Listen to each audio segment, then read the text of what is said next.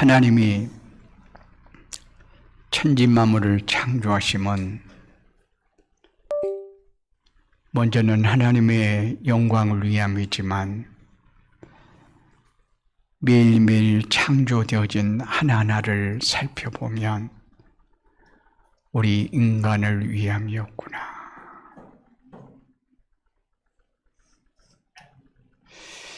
이 일을 위해서 하나님이 최선을 다하셨어요.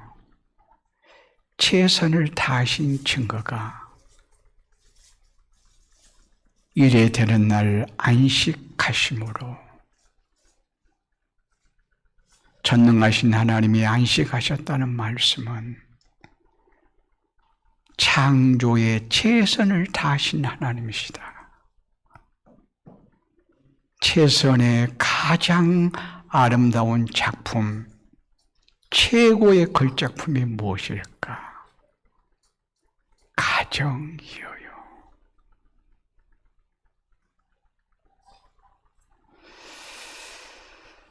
오늘 본문의 말씀 보면 복되고 형통하리라.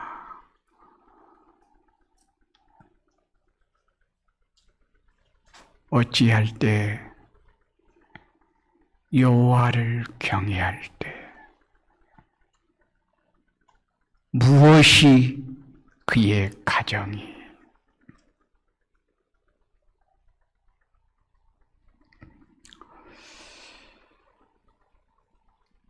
1절 말씀에는 여호와를 경외하며 그 길을 걷는 자년마다 복이 있도다. 2절에서는 네 손이 수고한 대로 먹을 것이라 네가 복되고 형통하리라. 3절에서는 내 안에는 결실한 포도나무 같으며 내 자식들은 식탁에 둘러앉은 밥상머리에서 행복에 겨워하는 어린 감람나무 같도다. 4절에 말씀합니다. 여호와를 경외하는 자는 이같이 복을 얻으리로다.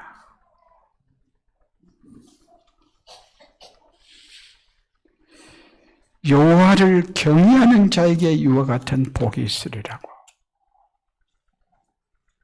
말씀하세요. 하나님께서 창세기 1장 27절 말씀 보면 남자와 여자를 지으시고 28절 말씀 보면 그들에게 복을 주시며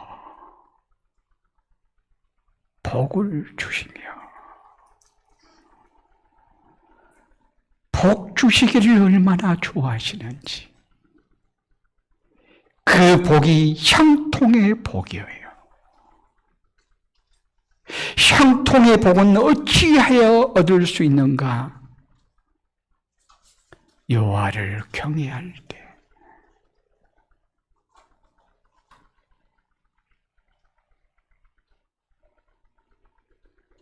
형통하면 내 뜻대로, 내 마음대로, 내 생각대로 되는 것이라기보다 하나님의 뜻대로 되어질 때,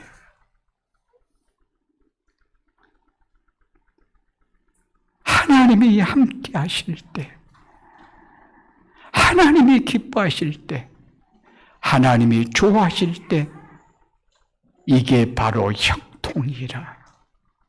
그러려면 어찌해야 돼요? 여호와를 경외해야 돼요.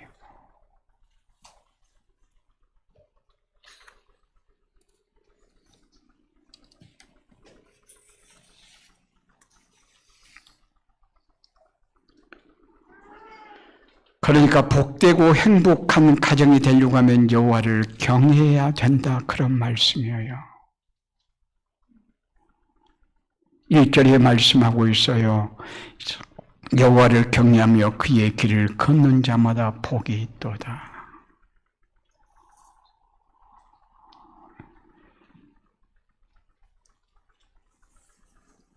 복되고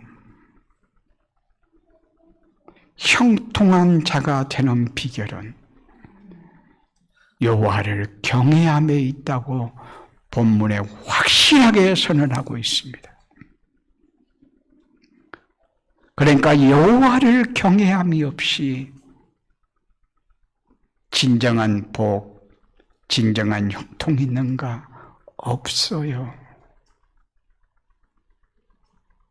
여호와를 경외하면서부터 진정한 복이 출발하고 계속해서 복됨이 형통일진데 이것이 곧 여호와를 경외함에 있다, 이렇게 말씀할 수 있어요. 여호와를 경외함이란 그의 뜻을 존중하는 것을 의미합니다.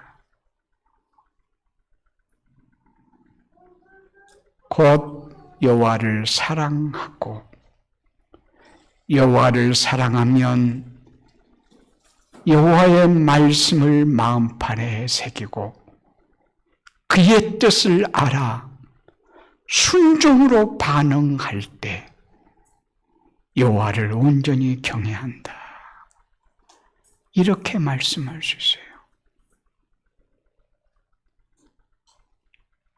이것은 내 기분이 내킬 때만이 아니라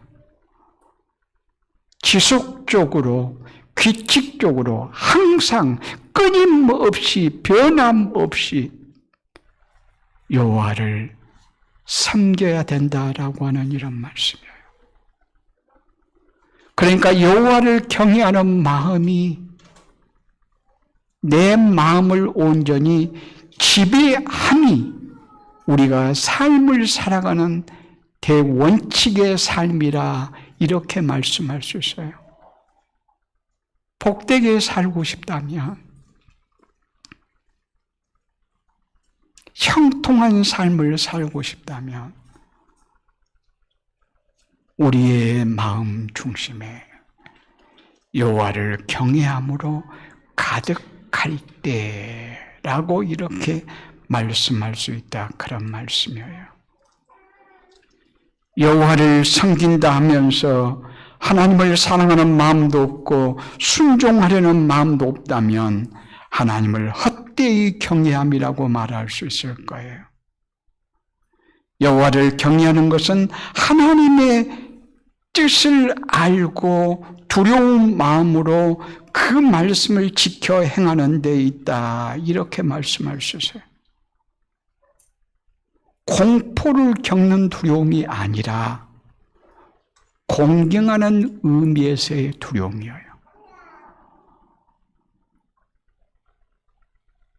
부모가 사랑이 많지만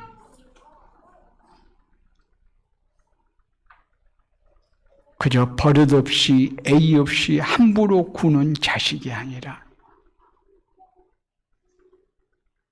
부모의 사랑의 보답은 공경하는 마음에서부터 출발하듯, 하나님을 경외하는 것은 하나님을 사랑하고 그의 뜻을 알아 순종하면서부터 출발할 뿐만 아니라 열매라고 이렇게 말씀할 수가 있을 것입니다. 하나님이 사랑의 하나님이시라. 하나님은 마음이 참 넓으셔. 하나님은 어떻게 해도 이해하실 거야. 이런 그릇된 생각 때문에 하나님의 우선에서 물러날 때가 참 많아요. 우리는 세상의 것들을 더 사랑하면서 하나님을 뒷전에 두면서 여호와를 경외한다?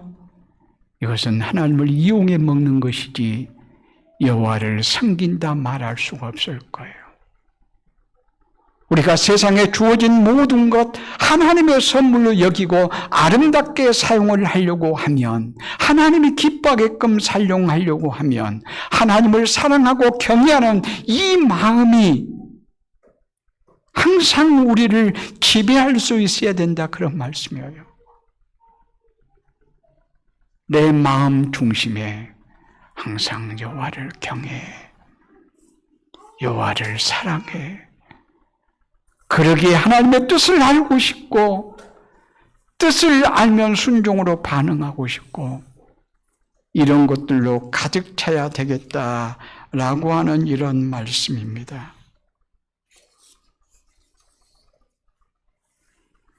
그래서 우리는 여호수아가 고백한 것처럼 나와 내 집은 여호와를 오직 여호와만을 섬기겠노라 다짐하며 고백하며 삶이 그렇게 돼야 돼요. 나와 내 집은 오직 여호와다. 마음에서부터 입술의 말, 손발의 행동 모든 것 하나하나가 여호와를 경외함이, 여호와를 사랑함이 흔적처럼 남겨져야 되겠다. 그런 말씀입니다. 이런 자에게 어떤 복을 주신다고요? 2절 말씀에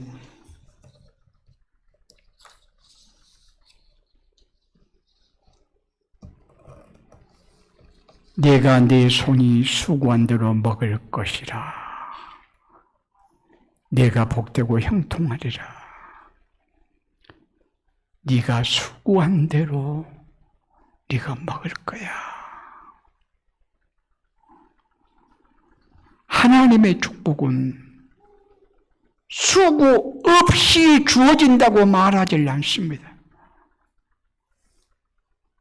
수고 없이 놀면서 먹고 사는 것을 복이라고 말하지 않습니다.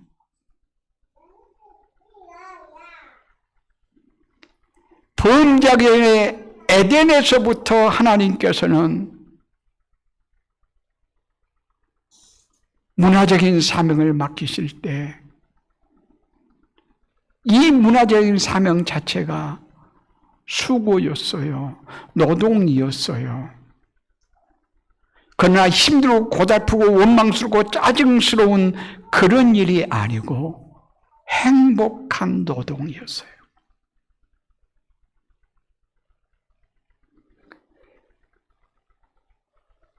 하나님이 인간에게 복을 주시며 28절 말씀에 생육하고 번성하라, 땅에 충만하라, 땅을 정복하라, 땅을 다스리라.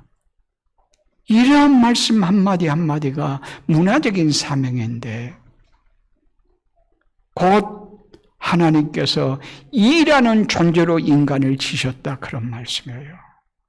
아니 일의 기원은 하나님 자신이세요. 천지 만물을 창조하심이 하나님의 일하심이에요.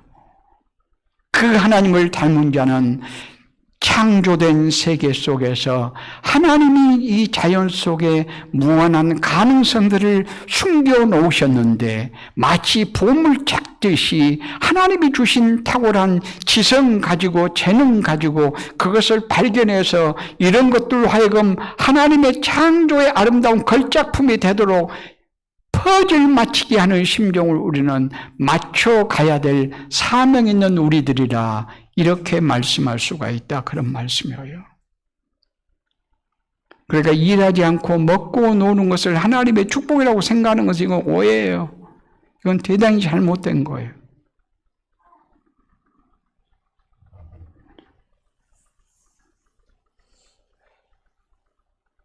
일하면서 사는 자체가 참 아름다운 일이에요.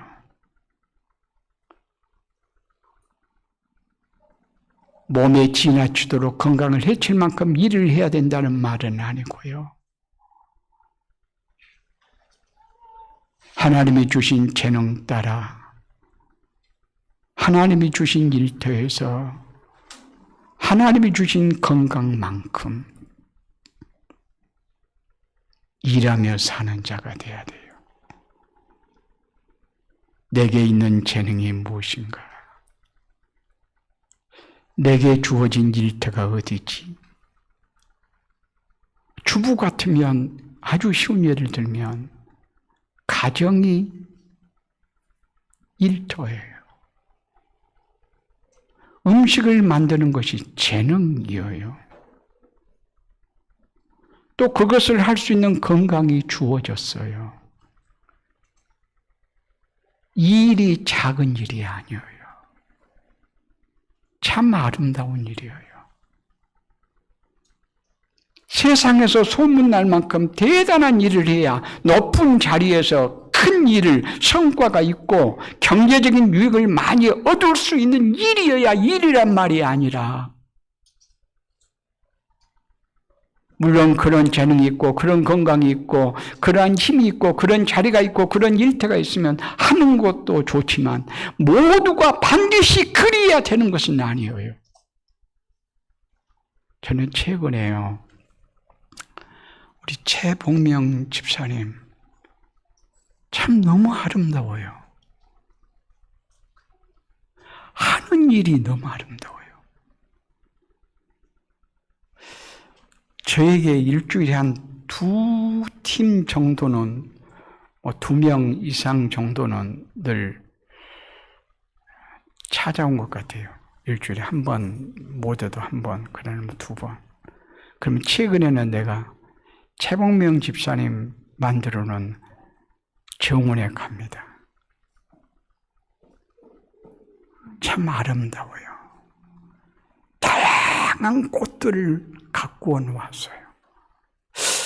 제가 볼 때는 탁월한 재능이 있는 것 같아요.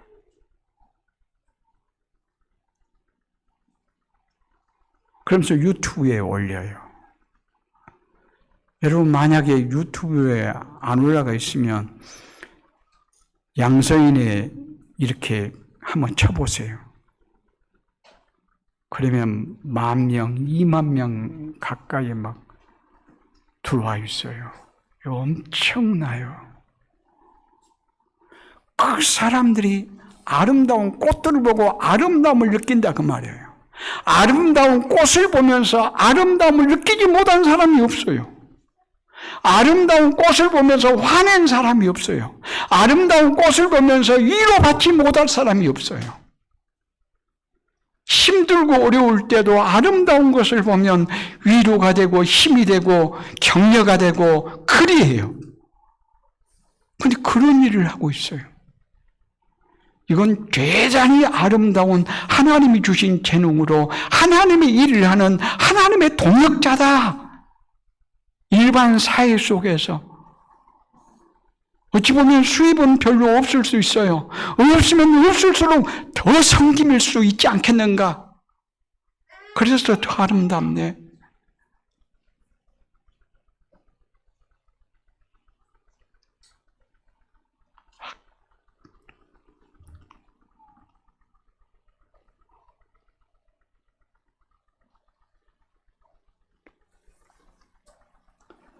우리 오치봉 형제요,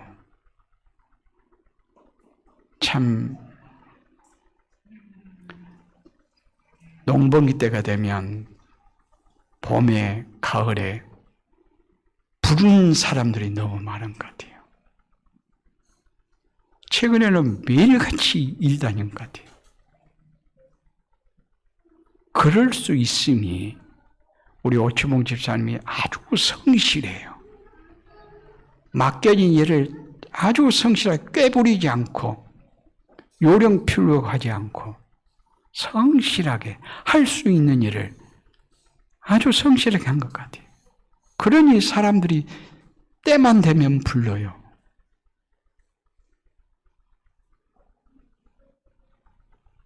참 아름다워요. 참 귀해요.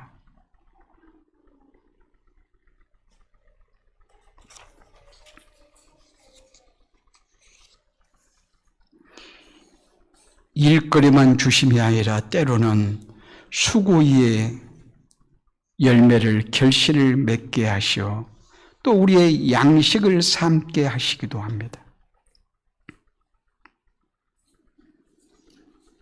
우리의 수고, 아름다운 하나님의 선물이에요. 수고 없이 무엇인가 얻으려고 원하는 것은 불로소득은 간접 도적이에요.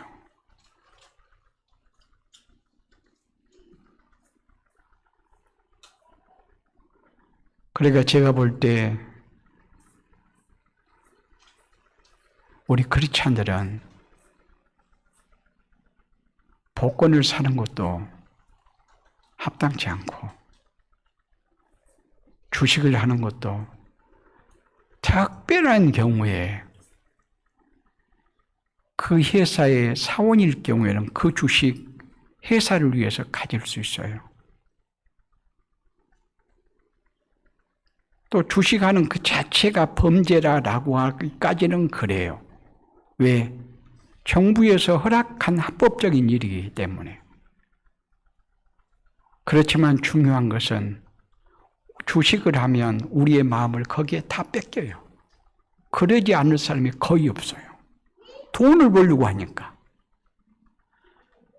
돈을 벌려고 하는 것이 아니라 회사를 위해서 하는 그 마음으로만 한다면 몰라도 그럴 사람이 거의 없어요.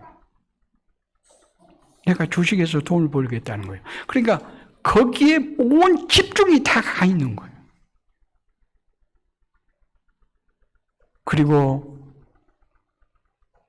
그러니까 허탄한 욕심에 자기의 모든 것을 다 빼앗기고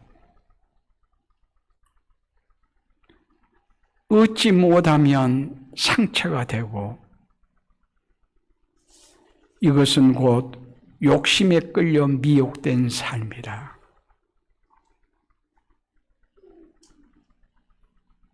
그래서 우리가 무엇이든지 수고하여 얻을 양식을 구하고자 하는 이런 자세가 크리스찬들은 꼭 필요해요.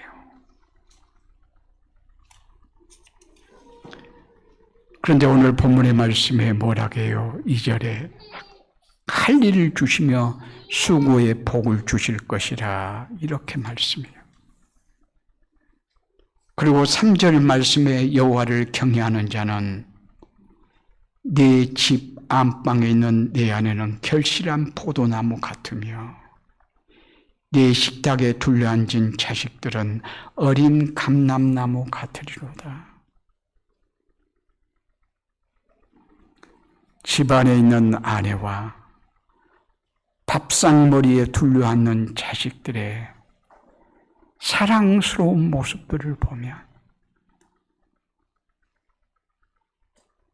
남편이 밖에 가서 열심히 일하여 수고의 열매로 식탁이 마련되고 식탁에 둘러앉아서 정겨운 뒤아들을 하는 모습 보면 남편이 수고한 보람을 느끼게 되고 여기에 가정이 행복이 있고 하나님의 창조의 질서에 합한 이 땅에서 경험하는 천국을 이루게 되어집니다.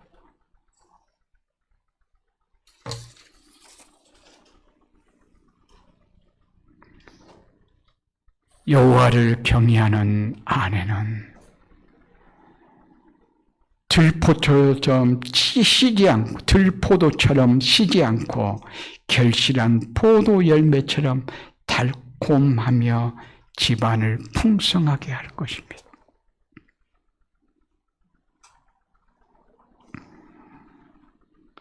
결실한 포도 열매처럼 달콤하며 집안을 풍성하게 하는 아내.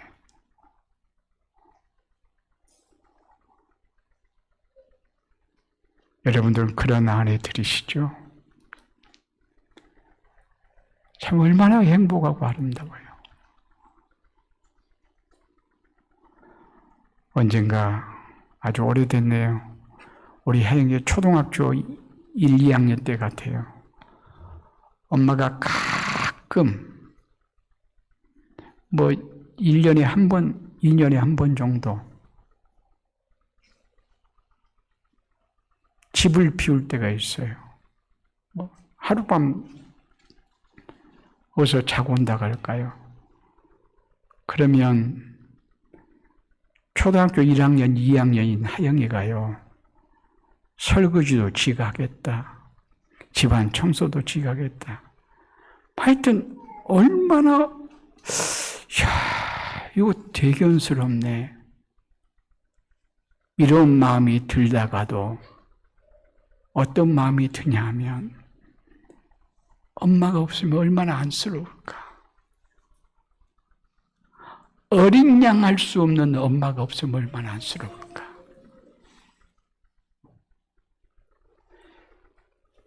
자기 일을 자기가 알아서 착착 해내기보다, 그것이 자랑스럽다기보다 엄마 없을 때 빈자리가 너무 커서 어린 양을 부릴 수 없고 그런 아이로 살아간다면 얼마나 안쓰러울까. 내가 만약에 그러면 엄마 목까지 두 목, 세 목을 아무리 하려고 해도 또 안 되겠지요.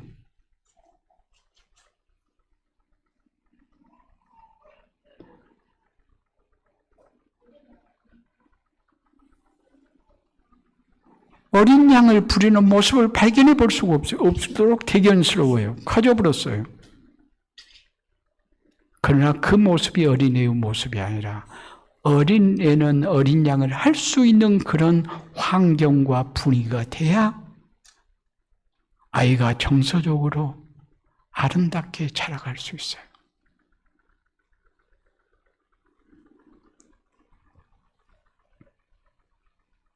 여호와를 경외하는 자녀에게는 어떻다고 말씀한가요? 식탁에 둘러앉은 자식들은 어린 감람나무 같도다. 밥상 머리에서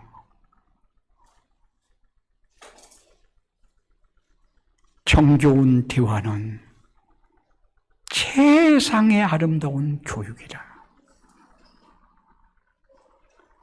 라브리 공동체 프란시스 세이퍼 목사님의 딸이 교육학 박사인데 교육학 교수예요. 그런데 그가 그렇게 말해요.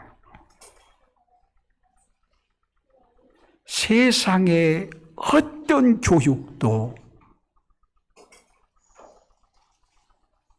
어떤 대단한 일들도 밥상머리에서의 부모와의 정겨운 대화 속에서 양육되는 것은 흉내도 낼 수 없다. 최고의 교육학 교수가 일반 사회에 탁월한 교육보다 밥상머리의 정겨운 대화의 교육이 최상의 교육이라. 이렇게 말해요.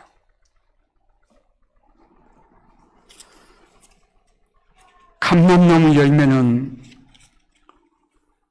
올리브 오일을 만들어 식용으로도 사용하지만 등불을 켜는 용도로 더 많이 사용하고 있습니다. 하나님을 경외하는 믿음을 가진 부모의 자녀들이 그 가정에 등불을 계속 밝혀줄 것이라 그런 말씀이에요. 6절에 말씀합니다. 내 자식의 자식을 볼 것이요 계속해서 등불을 밝히게 될 것이라. 감람나무유처럼 되어서 어떻게 할 때요? 여호와를 경외할 때 자식들이 이렇게 아름답게 자랄 것이라. 성경의 믿음의 조상들을 보면, 믿음의 선조들을 보면 대부분의 자녀에게 아름다운 유산을 물려줘요. 특별히 아브라함 봐봐요. 창세기 15장 5절 말씀 보면 이런 말씀이 있어요. 그를 이끌고 밖으로 나가 이르시되 하늘을 우러러 무뼈를 셀 수 있나 보라. 또 그에게 이르시되 네 자손이 이와 같으리라. 네 자손을 하늘의 무별처럼 많게 줄게. 그렇게 말씀해요. 이 말은 자녀가 10명, 20명, 100명, 1000명, 10,000명, 10만 명, 1000만 명, 1억, 10억, 100억 이런 의미의 자손일까요? 그렇다면 아브라함에게 이삭밖에 없었는데 하나님께서 아브라함에게 한 자녀를 10명, 20명 줘야 되지 않겠어요? 최소한. 그러니까 네 자손을 하늘의 별처럼 많게 하겠다. 이 말은 어떤 자손을 말하느냐면 아브라함의 믿음이 조상이니 믿음의 조상이니 믿음의 후손인 우리들을 말씀하고 있어요. 그러니까 하늘을 가리키면서 별을 보아라, 세울 수 있나 헤아려 봐봐, 네 자손을 저와 같으리라 이렇게 말씀하신 하나님의 의중에는 누가 있었다? 예수 그리스도를 믿는 우리가 있었다. 우리가 그 증거를 또 얘기하라고 그러면 아브라함이 예수 그리스도를 믿었어요.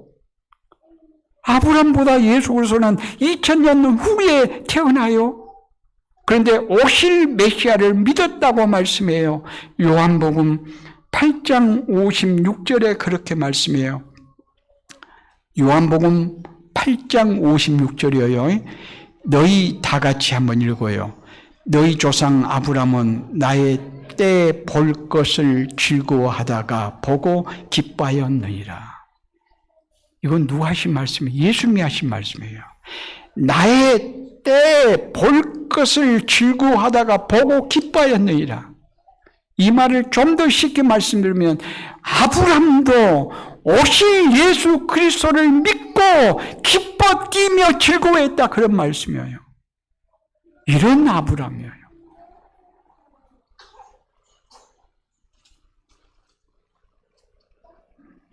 아브라함 부자였어요? 가난했어요? 여러분, 아브라함이 부자였을까요? 가난했을까요? 부자였어요. 어떤 증거를 가지고 부자라고 말할 수 있는가?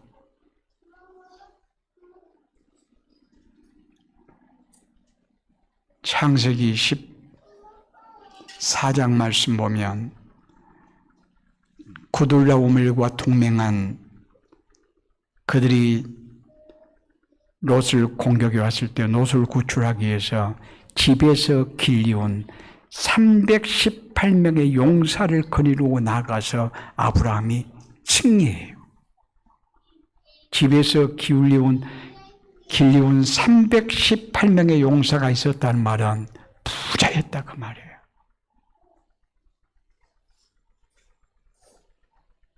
아브라함이 부자였으면 빌딩을 짓고 살았을까요? 물론 바벨탑 문화 후니까 바벨탑 같은 탑을 쌓을 수도 있잖아요. 바벨탑 같은 하나님을 외면하고 언약을 무시하고 그러기 위해서가 아니라 문화적인 혜택을 누리기 위해서 탑을 쌓을 수 있어요. 문화적인 혜택을 누리기 위해서. 그런데 아브라함은 그러질 않았어요. 히브리서 11장 9절 말씀 보면 이런 말씀이 있어요.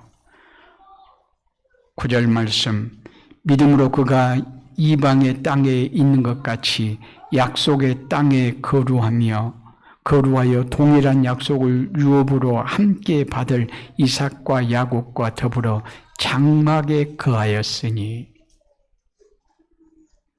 문화적인 혜택을 누리기 위해서 빌딩을 지었다. 아브라함이 그런 내용이 없어요. 지으면 지을 수 있었을 거예요. 충분히. 있는 것이 아니라 약속의 유업을 함께 받을 이삭은 아들이요 및 야곱과 더불어, 야곱은 손자예요, 장막에 거하였으며. 왜요? 하늘 소망을 바라보기에.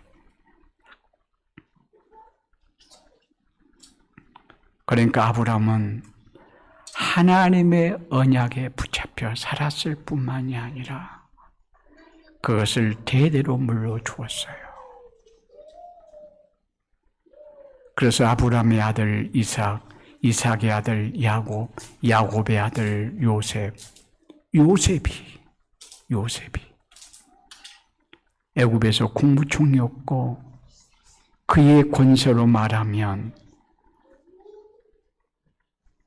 그 당시에 피라밋을 가질 수 있는 그만한 위치에 있는 사람이었어요. 그러나 아브람, 이삭, 야곱, 요셉에게까지 계속 이어온 것이 뭐냐?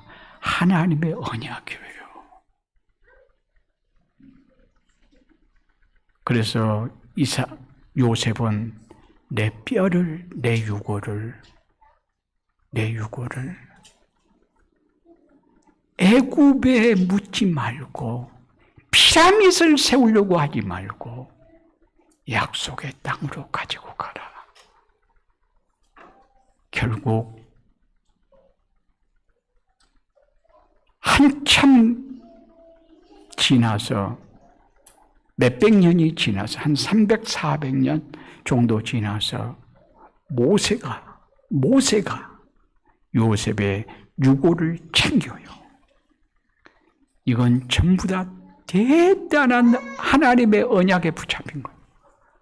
다시 말해서 아브라함이 여호와를 경외함, 이어지는 것이 이삭에게 이어지고 이삭에게 이어진 것이 야곱에게 이어진 것이 요셉에게 이어지고 이것은 1대, 2대, 3대, 4대라고 말할 수 있지만 그 다음 한참 300년 정도 지나서 모세에게까지 계속해서 이어져서 이스라엘 백성들이 하나님의 언약, 약속의 말씀을 그렇게 그리워했다, 그런 말씀이에요.